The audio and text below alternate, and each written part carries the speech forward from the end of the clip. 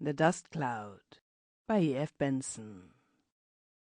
The big French windows were open onto the lawn, and dinner being over, 2 or 3 of the party who were staying for the week at the end of August with the Combe Martins had strolled out onto the terrace to look at the sea, over which the moon, large and low, was just rising and tracing a path of pale gold from horizon to shore, while others, less lunar of inclination, had gone in search of bridge or billiards.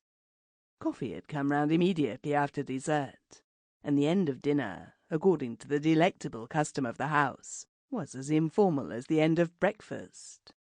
Everyone, that is to say, remained or went away, smoked, drank port or abstained, according to his personal tastes. Thus, on this particular evening, it so happened that Harry Combe Martin and I were very soon alone in the dining-room, because we were talking unmitigated motor shop, and the rest of the party, small wonder, were bored with us and had left us. The shop was home shop, so to speak, for it was almost entirely concerned with the manifold perfections of the new 6-cylinder Napier, which my host, in a moment of extravagance, which he did not in the least regret, had just purchased, in which, too, he proposed to take me over to lunch at a friend's house near Hunstanton on the following day. He observed with legitimate pride that an early start would not be necessary, as the distance was only 80 miles, and there were no police traps. "Queer things these big motors are," he said, relapsing into generalities as we rose to go. "Often I can scarcely believe that my new car is merely a machine.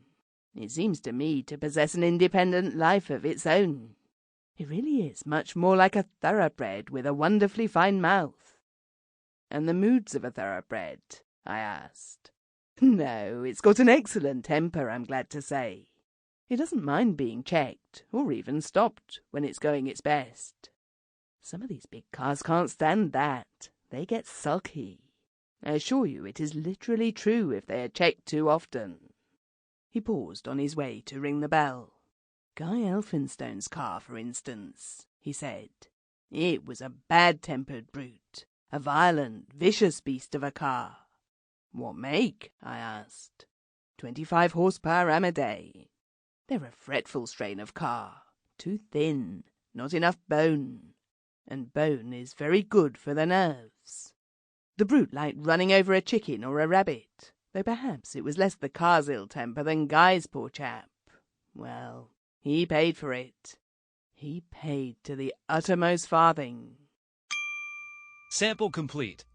Ready to continue?